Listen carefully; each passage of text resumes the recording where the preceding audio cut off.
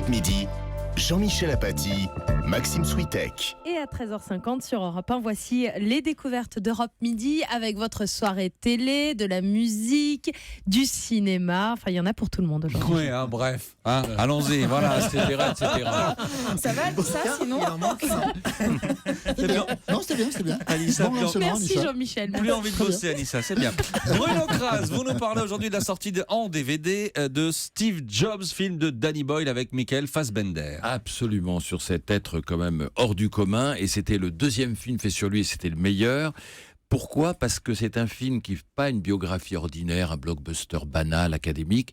C'est Steve Jobs vu à 3 moments de sa vie, des moments où en 84, il a présenté le Macintosh, en 88, le Next, qui n'a pas eu beaucoup de succès, et en 98, l'iMac, qui a été le succès que l'on sait. Et ça présente ce type qui était extraordinairement fascinant, et c'est Michael Fassbender qui le joue, et c'est vrai que d'avoir choisi cet acteur, c'est génial, parce qu'il est à la fois sexy, beau, très séduisant, et c'est un mec absolument odieux. Quand en 84, il présente le Macintosh, on le voit, il faisait des grandes présentations très théâtrales.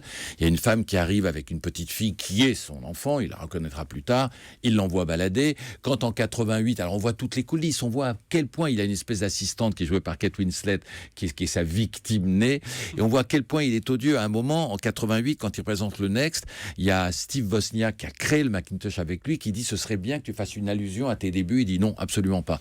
Il faut pas être passéiste, donc je parlerai absolument pas de toi. Et l'autre lui dit mais attends, mais tes produits valent mieux que toi. Il fait ouais, mais justement c'est le but. Voilà, c'était ça, Steve Jobs. Donc c'est un très bon film, impressionniste, qui présente le personnage et qui montre, qui est plus universel, qui montre qu'on peut être un génie et être un sociopathe, quoi. C'est un type qui avait été adopté quand il était petit, qui avait un problème d'affect total, qui ne voulait pas être aimé. Il y a un moment, j'ai pas besoin d'être aimé, mais qui voulait être un génie pour plaire à ses parents, sans doute qu'il avait adopté. Et il était venu dans une famille riche justement pour être porté vers quelque chose de génial. Il l'a fait, il a été génial, mais il n'avait aucun affect. Donc c'est un excellent film qui sort aujourd'hui en DVD. Steve Jobs en DVD, film de Danny Boyle, donc avec Michael Fassbender. Coup de cœur de Bruno. Bruno, vous avez eu envie aujourd'hui, vous avez beaucoup insisté. Absolument. Pour sortir de votre zone Absolument. de confort naturel, j'allais dire. Il y a un livre dont vous voulez nous parler. Vous m'avez dit, ça va être le carton de cet été. Oui, alors je pose la question à Switek et Apaticus, citoyens romains. Qu'est-ce qui s'est passé en novembre 63, le 8 novembre 63, mais avant Jésus-Christ? Avant Jésus-Christ. Qui a dit, alors là on Lao Tzu. Non, c'est pas Lao Tzu. Qui a dit, écoutez, je le cite de mémoire, vous devriez tous savoir cette phrase. Oh là là. Quousque tandem abutere Catilina Cicéron. patientia nostra. Bravo. Ah, les bah, Suisses, bien joué. les Suisses apprennent ça. C'est pas comme si j'avais lu la Son nom. 4e de cours entre moment et 2 minutes et que j'avais repéré rapidement le nom Donc, de Cicéron. il y a un roman, Conjuration il y a un roman qui est d'Athéline. génial. C'est à la fois un roman d'été, mais c'est génial. Vous voyez la frime de lire ça sur la plage. Les 15 dernières années de la vie de Cicéron, Robert Harris, chez l'éditeur Plomb. En fait, Cicéron avait réussi à déjouer la conspiration de Catilina. Catilina et ses sbires avaient été exécutés. Mais en fait, comme il n'était pas du tout d'accord avec le triumvirat Crassus, Pompée et le dernier César, il a été exilé et c'est les 15 dernières années de sa vie. Il va revenir en grâce auprès de César. Ça se lit comme un polar, mais c'est génial. Il y a des cartes, comment il est exilé, il va jusqu'en Espire, il va jusqu'à Athènes, regardez. Voilà. Donc, comment ne pas bronzer idiot en lisant voilà, la vie de Cicéron, en tout cas les 15 dernières années de sa vie. Robert Harris, Dictator, c'est César, chez Plomb. Et Absolument. voilà. Bruno Kras vous le conseille vivement. Merci Bruno. Eva Rock, votre choix télé pour ce soir, c'est donc Musique en Fête sur France 3. Qu'est-ce que c'est Musique en Fête ? Ça ressemble à ce qu'on est en train d'entendre. Pour moi, c'est sans doute la soirée musicale à la télé que j'affectionne le plus. On est en direct des Corégies d'Orange. Ce sont les grandes voix du lyrisme qui viennent interpréter des airs très connus et qui se mêlent à des chanteurs de variété. Le tout dans un site qui est sublime et magnifié par des projections vidéo sur les pierres. Ça offre évidemment un spectacle unique. L'émission est présentée par Claire Chazal et Alain Duhaut, qui vont donc recevoir des artistes internationaux, accompagnés par l'Orchestre Philharmonique de Monte-Carlo, et notamment la mezzo-soprano Béatrice Uria-Monzo dans un air de Carmen. Voici la fête de la semaine, et tu veux m'aimer, je l'aimerai, qui me m'en a. Encore cet extrait de La Bohème par Gabriel Philippone.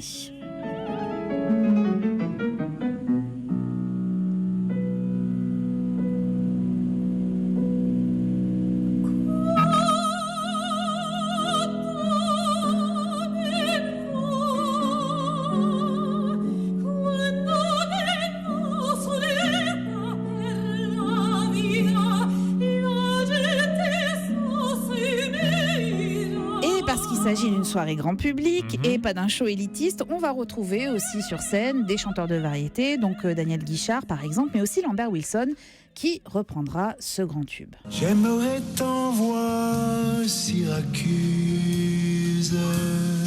Mais évidemment, il reprendra avec l'Orchestre Philharmonique de Monte-Carlo, donc ça va être un grand spectacle. Je croise les doigts pour eux pour que la météo soit vraiment favorable, parce que malheureusement, c'est un peu le problème. Voilà. Orange, ça devrait aller, oui. 20h55. Régulièrement. France 3, musique en fête. Votre bonus? On continue avec de la musique. On est en 2009 sur une scène de Los Angeles. C'est Michael Jackson qui répète son futur grand show qui était prévu pour l'été à Londres. Malheureusement, il décède au mois de juin. Et alors, toutes les séances de travail et de répétition ont été filmées. Vous allez découvrir un Michael Jackson en version perfectionniste. Il est très, très bon, ce film. Ouais, capable de demander un autre tempo pour la basse. Écoutez ce que ça donne. You know, I'm going to want that more, right? It's funkier. I'm not feeling that part enough.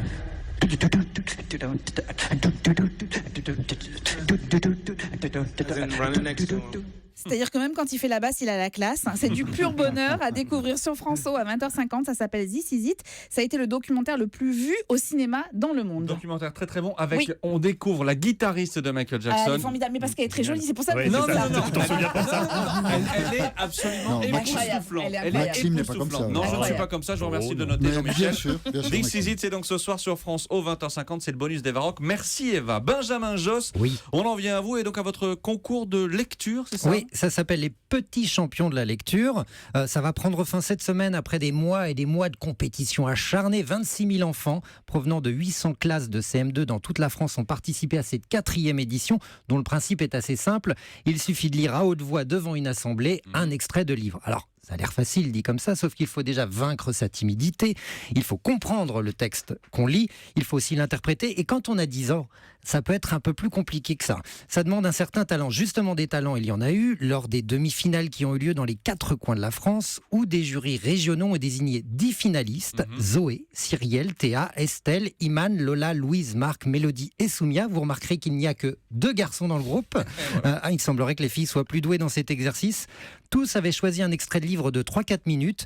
Il y avait par exemple Cyrielle qui avait porté son choix sur La sorcière de la rue Mouffetard de Pierre Gripari. Ce petit jeu s'est poursuivi jusqu'à Noël dernier. Cette nuit-là, après avoir réveillonné chez des amis, je rentre chez moi, un peu pompette, sur le coup de 4 heures du matin, en me chantant tout au long de la route « Sorcière, sorcière, prends garde à ton derrière ». Bien entendu, je ne risquais rien, puisque j'étais dehors. J'arrive dans la grande rue.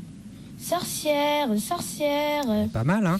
Pour la finale qui aura tout de même lieu à la Comédie Française mercredi prochain, c'est quand même classe. Cyrielle a choisi un autre livre qui s'appelle Vampire, ça craint grave de Naïma Zimmerman, qui sera présente lors de la finale comme tous les autres auteurs des livres jeunesse choisis par les finalistes. Ils seront tous là pour les encourager, c'est plutôt classe. Il y aura aussi Ève, la gagnante de l'année dernière, qui avait gagné grâce à son extrait de La drôle d'évasion de Séverine Vidal.